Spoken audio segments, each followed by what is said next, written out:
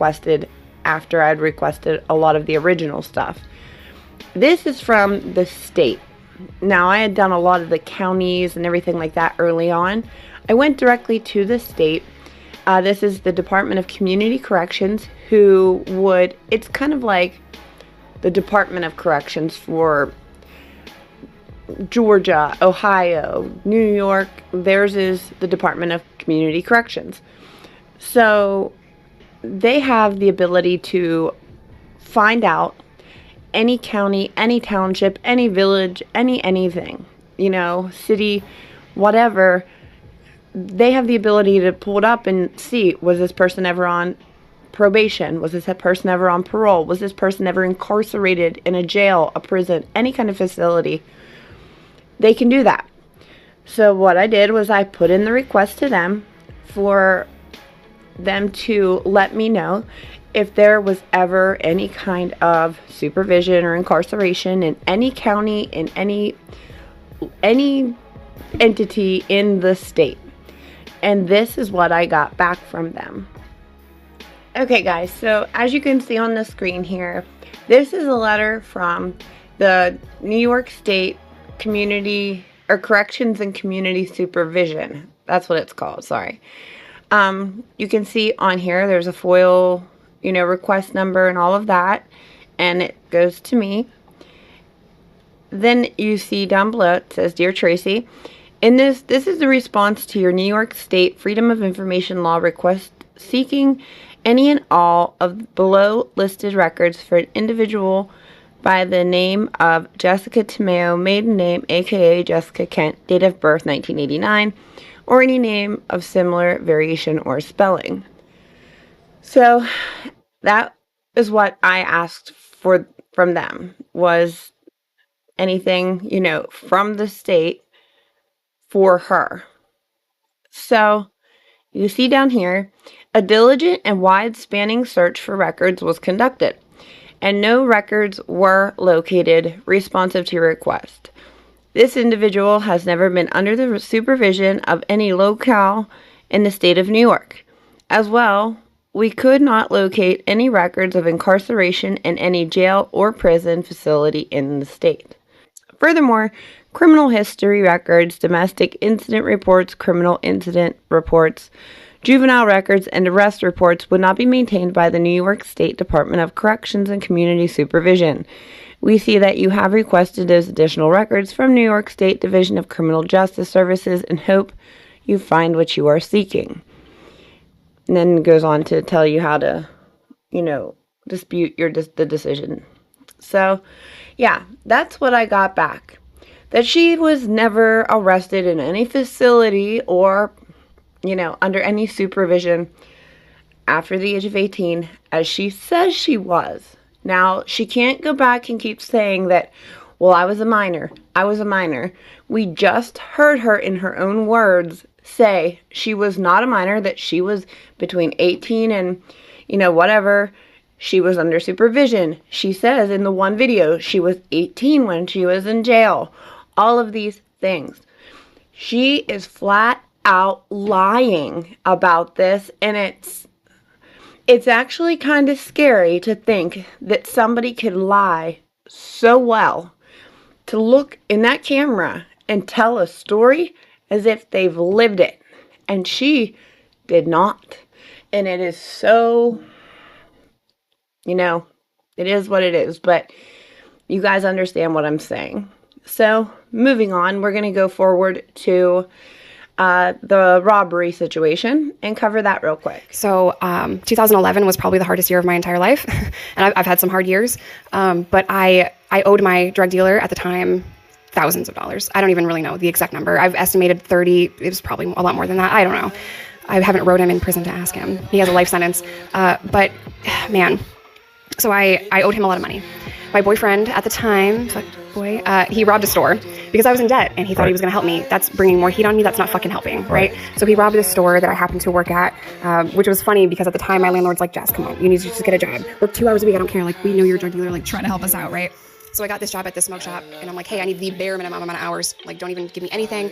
And I was working at the smoke shop. He came in all covered up, put me on the ground, took the money, robbed me, and left. Cops were on scene within about 5 minutes. I'm from a nothing town in upstate New York, like this little Ewok village. You've never heard of it, I promise. And my boyfriend was also on scene within just a couple of minutes, checking on me to see if I was okay. He gave me a hug and he goes, "It's okay, it was me." And I'm like, there's cops everywhere, and these cops know me. They've known me all my life. Like, what the fuck, right? So I went on the run because they tried to charge me. First, they tried to question me, and I'm like, I don't know. He came in, and this is what he was wearing, and he took the money, and then I called you guys. Like, you see me. As soon as that door opens and closes, I get on the phone and I called 911. Right. So I'm like, holy shit, we were robbed. I had like no emotion in that. I wasn't like crying or like scared because my life was chaos. Why would I be scared that someone put a gun in my face? It's not the first time this has happened, you know? So the cops asked, like, why weren't you scared? I can't tell them I sell guns. I've had guns put in my face plenty of times before. I was pistol whipped 6 months ago. I don't give a fuck. He didn't shoot me or hit me with a gun. I'm okay. Right. But I was also high on heroin, so I had no emotion, right? They tried to question me later about my boyfriend at the time, and I went in for questioning. I'm like, listen, I just work at the store. I'm gonna need a lawyer if we're gonna move forward. Like, you can go home. I'm gonna call you at 9 a.m. in the morning. I'm gone. I ran. Once they started to kind of connect the dots and figure out that it was him, I'm gone. So I went on the run again. This was February 2011. Now I'm on the run from charges. It was conspiracy to commit armed robbery, grand larceny, false written statement, and false police report. And I'm also on the run from a drug dealer that I owe thousands of dollars to. Okay. And I am laughing because you can see my cat right here sleeping. Anyway, okay guys, so you just heard her in her own words share this story. And she says that, you know, she was in debt big time with her dealer, $30,000 worth apparently. I seriously question that, considering that Randy, you know, she interviewed him and he said it was nothing like that. We're talking like low thousands, but, you know, to tell everybody, oh, you know, I get in $30,000 fronts, all that is her trying to make herself look as if she was way more of a drug dealer than she ever was, which is what I'm trying to say. She tries to make herself look like more of a felon, more of a drug dealer, more of a prisoner. Why? Why would you want to be seen as more of any of these things? Because she thinks it's cool. She can hang out with these people. Look at her old videos. You would not know it's the same person. She's just meek and mild and at first, and you slowly see her progress into somebody that she wants to be, but she's not. And the lies just get bigger and bigger and bigger. And you heard her in one of the clips at the beginning. I have a backlog of stories. You know, people wonder when I'm going to run out. I got a backlog. Well, that's pretty simple to do when you lie and tell lies. So anyway, you hear her in this video talking about, you know, what happened. Her and Randy are, you know, together, and she's got this debt. She's working at the smoke shop for whatever reason that is. And, you know, Randy comes in, he robs her, stands in front of her, tells her to get on the ground, and she doesn't know it's him. I'm sorry, but I find that hard to believe. At this point, she's like 23 or something like that. She's known him since she was 16 or 17, I believe. Tell me, I could tell if it was my neighbor with a mask on in front of me, and I've met this man like 10 times. She slept next to him. You couldn't tell that was your boyfriend in front of you with a mask on, telling you to get on the ground. You couldn't, his voice wasn't, you know, recognizable to you. None of that. That tells me all I need to know, really. But anyway, the police are wondering, they're questioning her, you know, why weren't you scared or whatever the reason was. It all so fucking made up. Anyway, I'm going to show you the reports. There are a couple of them. We're going to go in order because the first one would be the initial incident report, which is when Jessica called it in. And then it goes to the one where they started to suspect her. It happens very quickly. If you look at the dates and the times, the reports are like so long because it happened so fast. And she tries to make it out like a couple days, you know, they call me in, this and that, and then I run.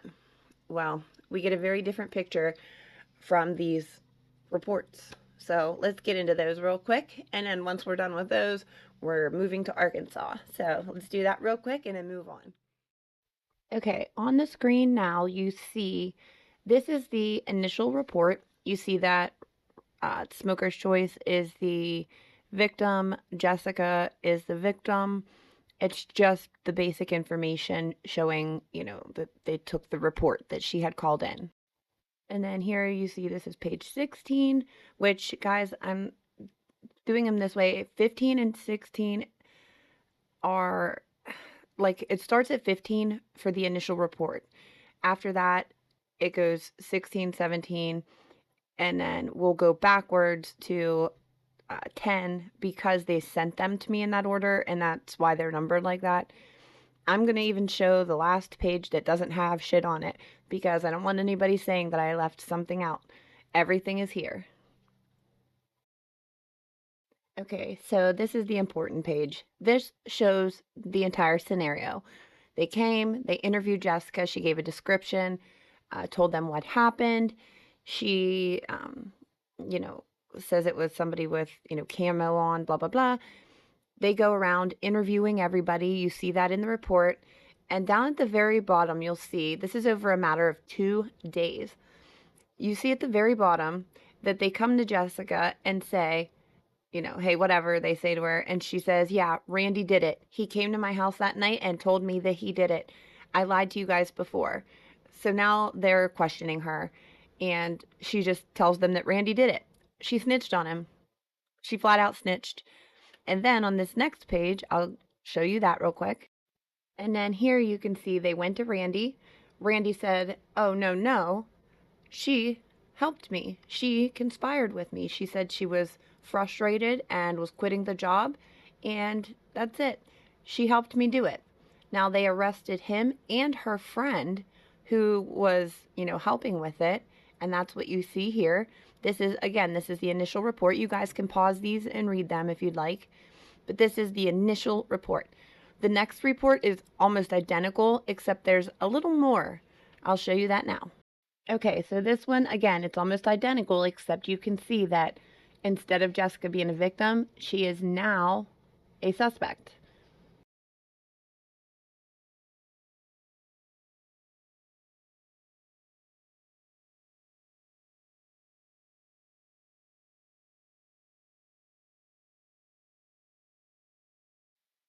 So as you see, the pages are almost identical. The only difference is at the very end, it says that they visited Randy in the jail and he implicated Jessica as being the initial conspirator of the robbery, that she was the one that planned it. Something interesting, if you look at the bottom, it says that it was dismissed by the district attorney. Basically, they dropped it all, just let it all go. I think it says May. I can't see it here in front of me, but I'm pretty sure it said back in May or June, and it was just dropped from her. And that is interesting. Just remember that. And then as you guys can see here, Jessica was picked up again on the 22nd. At the bottom of the screen, you see it says that as the result of the armed robbery investigation, Jessica Kent was interviewed several times with the possibility of involvement. At about 1800 hours, Jessica was stopped by members at the Smoker's Choice tobacco shop where she was employed. Upon securing Kent, officers searched her for weapons, as a handgun was used in the robbery. While searching Kent's purse, the above items were located. An arrest is pending. You can also see at the top there that she was picked up with, syringes and, oxycodone powder, that type of stuff. So she was picked up for that. Well, they found it on her. She wasn't picked up. They found this stuff on her and arrest was pending. I don't understand why they did not arrest her at that moment, considering she had possession. So I'm not really sure why she wasn't arrested, but we'll keep that in mind. And then here we go again. On the 24th, Jessica decided to take a cab ride and not pay for it. Runs off. And at the bottom of the page here, you can see this is the narrative about what happened, how she, had a $40 fare. She got picked up. He took her to where she wanted to go, dropped her off, and she refused to leave her purse in the car while she ran in to get money from her mom. Supposedly, she got out and never came back. They issued a warrant. But again, at the bottom of this page, you see some actions. And on, 7/25/2012, oh, no, wrong one. Warrant pulled, cases pending. Date of action 6/6/2013. Case dismissed per DA's request. That's really interesting to me because I noticed that on all of these 6/6/2013, Jessica these cases all just get dropped. She never fought them. None of that. They all just disappeared. And you can see on the screen here, both the robbery and her theft of services, both dismissed the same day. Okay, guys, I know people are going to notice I had to take my contacts out because I had like a rock in my eye, it felt like. Anyway, okay, so what the hell? You're a big badass drug dealer, and the things you're getting popped for is conspiring and committing a robbery of the store you work at. Then you go and steal a fucking cab ride. That's the shit. You have $30,000 in debt. Bullshit. You said that you met with an attorney, you didn't want to talk to him, and then you ran. No, you ratted Randy out. You ratted him out, and then he told on your ass. Because there ain't no way that Randy comes in there after you've known him as long as you did, stood in front of you, told you to get on the ground, told you to count to 60. You knew the camera was there. Of course you're going to have him come in and do that and play along. I don't think so. That is the biggest bunch of bullshit I've ever heard in my life. The whole thing is, this entire story is a joke. Come on now. Anyway, we are done with New York. For now, until I get more back, because I've requested all of that. I've requested to find out why on June 6, 2013, everything was closed and taken off of her. I requested all of it. I am just waiting on it. Like I said, New York takes a while. The state is very slow when you put in requests. Now, the counties aren't so bad usually, but there are, when it comes to court records, it takes longer. So I'm getting all of that. I'm just waiting on it. But let's move on. Let's get into Arkansas. I'll see you there.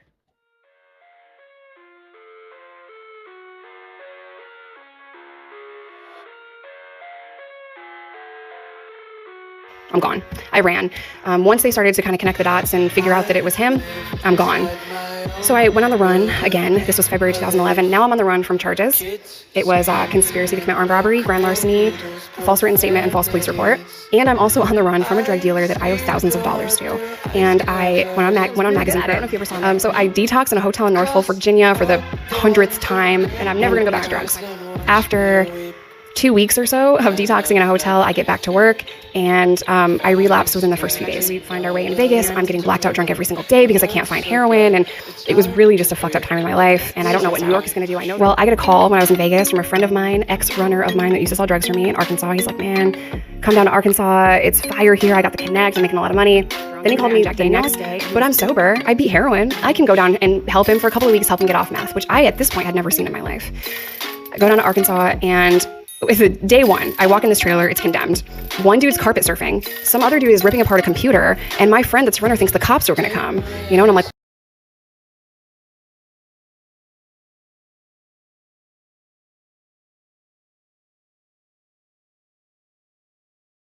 what the fuck is happening here? Like, tweaking out the window, and I just thought, I could never do this. Like, these people are insane.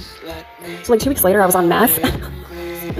So I started selling meth, and I got involved with a lot of crazy people. Cartel has a very real presence in Fort Smith, Arkansas. Imaginary fairy tale land, but it's a fucked up place. So I was making enough, not a lot, but enough to feed my addiction. And I hooked up with this guy, so I was paying off his debts. He loved to gamble, so I would have to pay off his debts with selling drugs and whatever. Well, that had to come to an end at some point, right?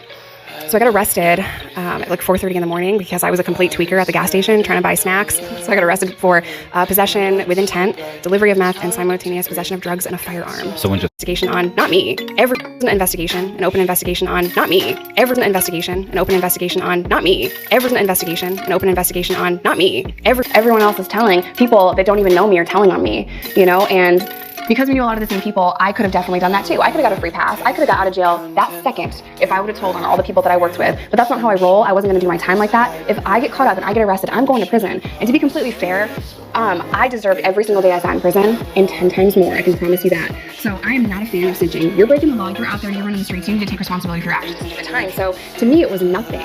But after I spent some months and some time in Arkansas jails, in prison, I realized people will snitch on their own mom to get out. Tweakers are crazy and they will snitch so fast. I had people in my motion to discovery also that I did not know. People that said I sold them drugs and I didn't. So that happened to me. October 20th, 2011, 4:30 in the morning. I got ripped out of a car leaving a gas station.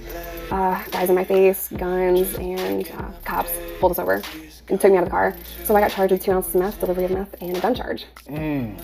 Okay, well that's it. You guys heard her story for the most part. We all know the story. We've all heard it. She goes to Arkansas. She gets hooked on meth for 8 months, which is really more like 6 because she had to go to Virginia from New York, spend time there, go to another state, gets off for heroin for a while, then goes to Arkansas. It really ends up to be around 5 or 6 months. So then she hooks up with baby daddy, blah, blah, blah, does all this stuff, hooks up with the cartel apparently, and starts dealing for them. I don't think so. And then one shitty night in October, her and baby daddy are out getting her snacks because she's pregnant and craving weird things, and they get pulled over. According to her, DTF, ATF, DEA, all the 3-letter agencies there are out there, yank her out of the car, throw her on the ground, put guns in her face, all that stuff. Yeah, we're going to get into that. So, and we're going to start there. Actually, because I don't really have the paperwork of anything. She didn't get in any trouble for the first part of when she was there. So we're not going to be, there's nothing for us to cover there.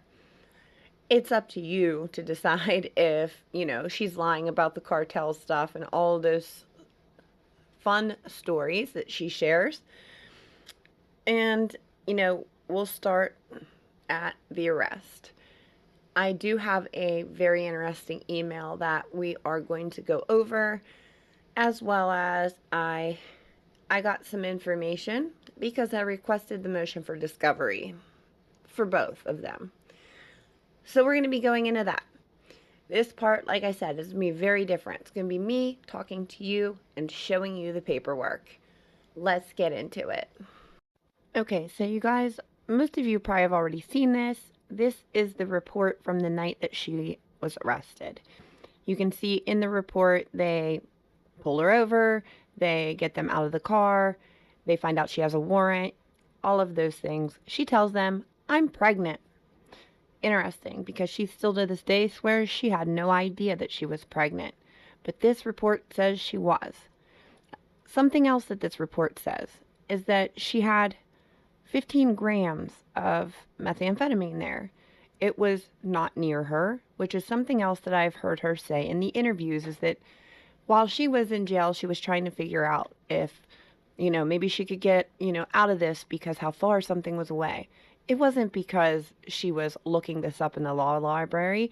It was because the officers say that in this report. Something else that she says back in another clip is that they had no law library. Or no, I'm sorry, that's recently. She just recently said that. There was no law library. She had no opportunity to figure out what was going on because Fort Smith had no law library. But then, in a recent TikTok, she tells everybody she was all through the law library.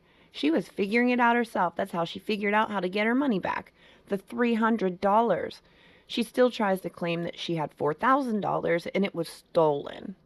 Okay, just like she wasn't pregnant, just like the methamphetamine, there was 2 ounces, just like the car was hers, the gun was hers, she was slinging guns and meth.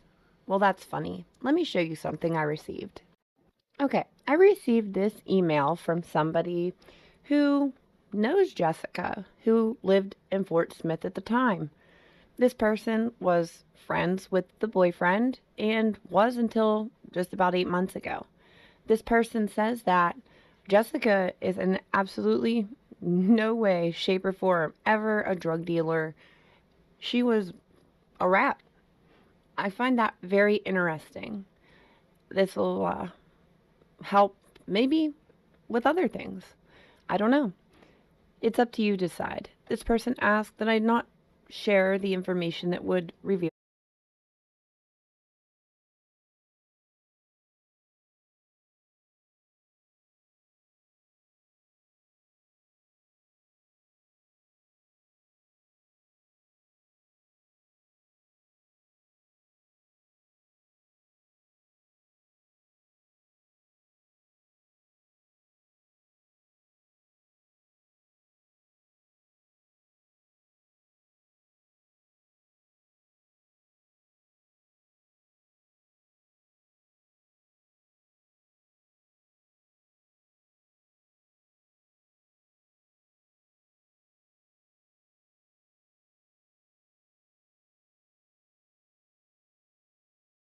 who they are. I took out the picture because the way the picture was taken, there was no way to hide this person or who they are. It would have been pretty easily known exactly who the person was in the picture. I find this pretty interesting, but I'll own, who's to say it's, the person really knew her, unless that picture wasn't there. Because I seen the picture, I then believed this person knew her. Whether any of this that they say is true or not, it could be bias, I don't know. It is just another piece to, think about. Okay, so you see the email, you see that first report, you're getting kind of an idea of what's going on. Well, I decided after I got that initial report that I was going to reach out to the jail, the police department, the courts, all of these places, and FOIA any public information. The problem is that they didn't really want to give it to me. I got back an email that said that information pertaining to criminal informants is not allowed. I'll pop that email up on the screen here, but it kind of threw me through a loop. Like, well, is it her? Blah, blah, blah, going back and forth. So then I request his information, from those departments as well for this incident.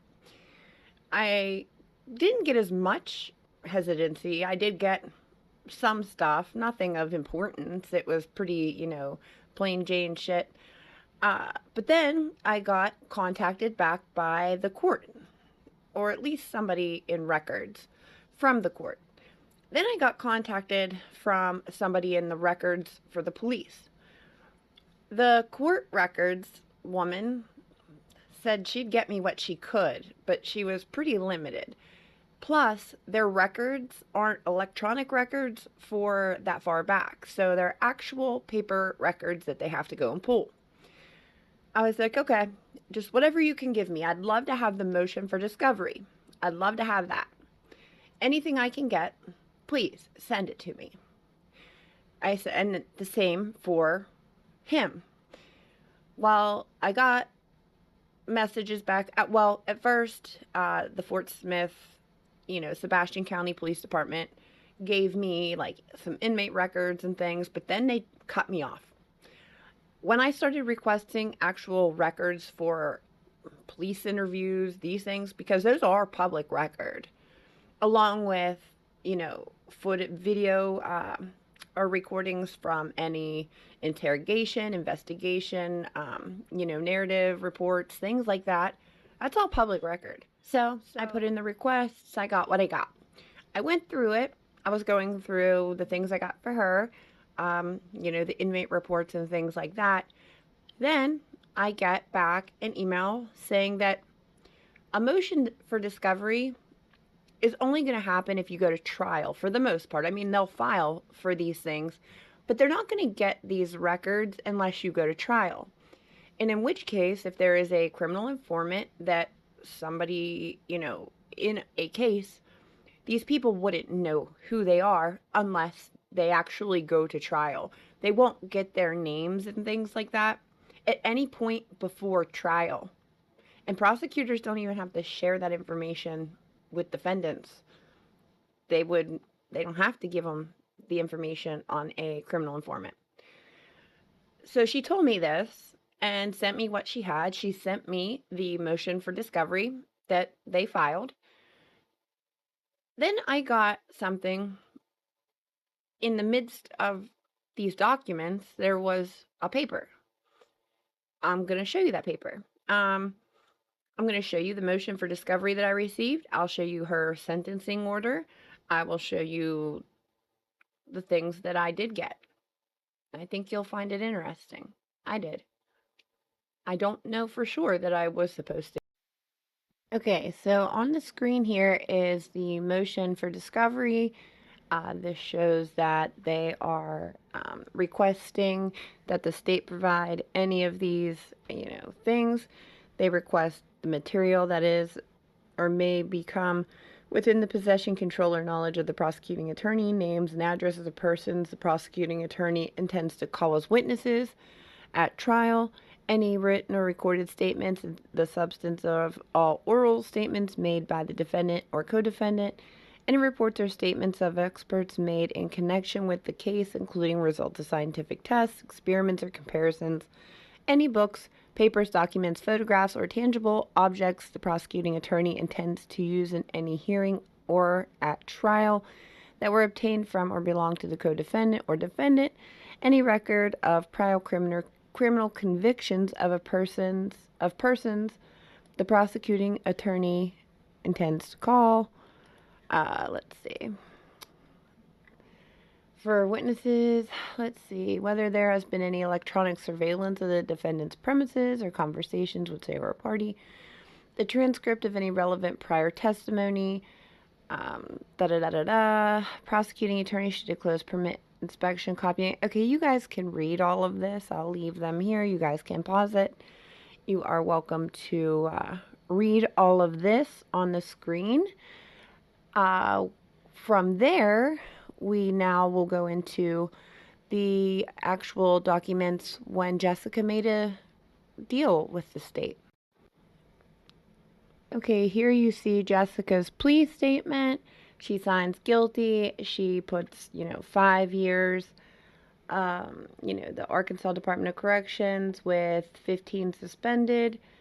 Time served, credit for time served, which in that one interview, she said that they don't give you day for day and things like that. Well, that's funny. Plus, Jessica likes to tell everybody that she has 40 years exposure. No, not even close.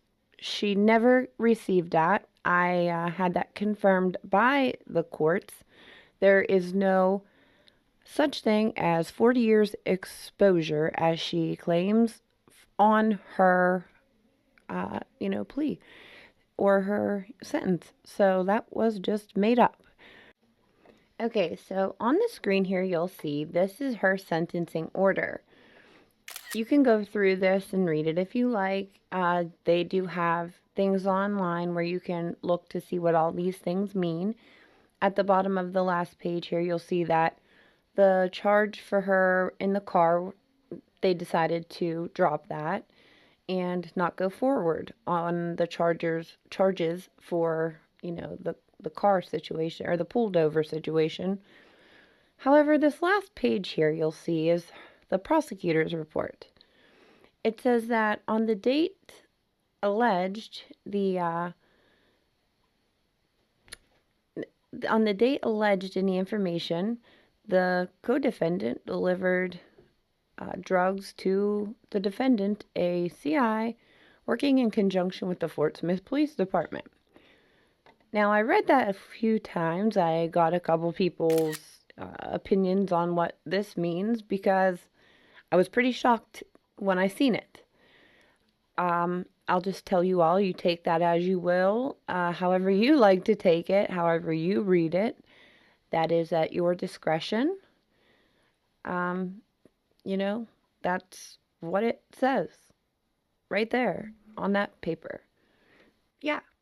So it says that. You can take that however you want.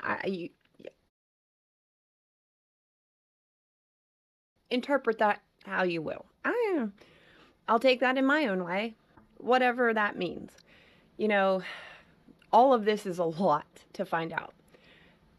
If that means what I think it means, does it make sense that somebody would be projecting this whole snitch thing when they're constantly saying, I'm not a snitch, I'm not a snitch, I'm not a snitch? They snitched, they're a snitch, someone's a snitch, everybody else is a snitch, but she would never snitch. Did she? Is that why she's constantly saying that she would never snitch? I mean, we've seen that she snitched on Randy. The second a little pressure was put on her, she turned on him in an instant.